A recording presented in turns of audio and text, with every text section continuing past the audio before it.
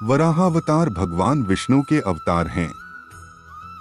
जब जब धरती पापी लोगों से कष्ट पाती है, तब तब भगवान विविध रूप धारण कर इसके दुख दूर करते हैं। दैत्य हिरण्याक्ष ने जब पृथ्वी को रसातल में छिपा दिया था, तब भगवान विष्णु वराह अवतार लेकर पृथ्वी का कल्याण किया था।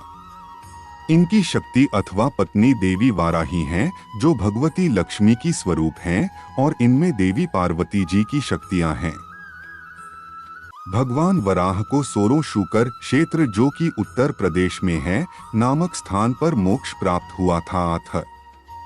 तभी से सोरो शूकर क्षेत्र में हरि की पौड़ी है। इस गंगा में मृतक की अस्थियां मात्र 3 दिन में गलकर जल में विलीन हो जाती है। संसार में एकमात्र यही गंगा है जो 10 प्रकार के पापों को नष्ट करती है।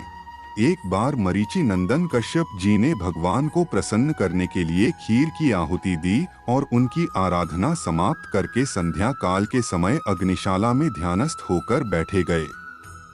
उसी समय दक्ष प्रजापति की पुत्री दिति, यह कश्यप की पत्नी तथा दैत्यों की माता है, कामातुर होकर पुत्र प्राप्ति की लालसा से कश्यप जी के निकट गई।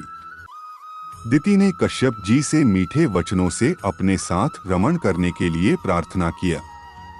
इस पर कश्यप जी ने कहा, हे प्रिय, मैं तुम्हें तुम्हारी इच्छानुसार तेजस्वी पुत्र अवश्य दूंगा, किंतु तुम्हें एक प्रहर के लिए प्रतीक्षा करनी होगी।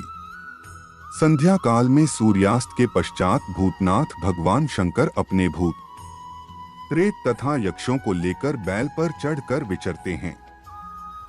इस समय तुम्हें कामक्रीड़ा में रत देखकर वे अप्रसन्न हो जाएंगे। यह समय संतानोत्पत्ति के लिए उचित नहीं है। सारा संसार मेरी निंदा करेगा। यह समय तो संध्या वंदन और भगवत पूजन आदि के लिए ही है। इस समय जो पिशाचों जैसा आचरण करते हैं, वे नरकगामी होते हैं। पति के इस प्रकार समझाने पर भी उसे कुछ भी समझ में न आया और उस कामातुर दिति ने निर्लज्ज भाव से कश्यप जी के वस्त्र पकड़ लिए। इस पर कश्यप जी ने दैव इच्छा को प्रबल समझकर दैव को नमस्कार किया और दिति की इच्छा पूर्ण की और उसके बाद शुद्ध जल से स्नान करके सनातन ब्रह्मा रूप गायत्री का जप करने लगे। दिति ने गर्भ धारण करके कश्यप जी से प्रार्थना की, हे आर्यपुत्र, भगवान भूतनाथ मेरे अपराध को क्षमा करें और मेरा यह गर्भ नष्ट न करें।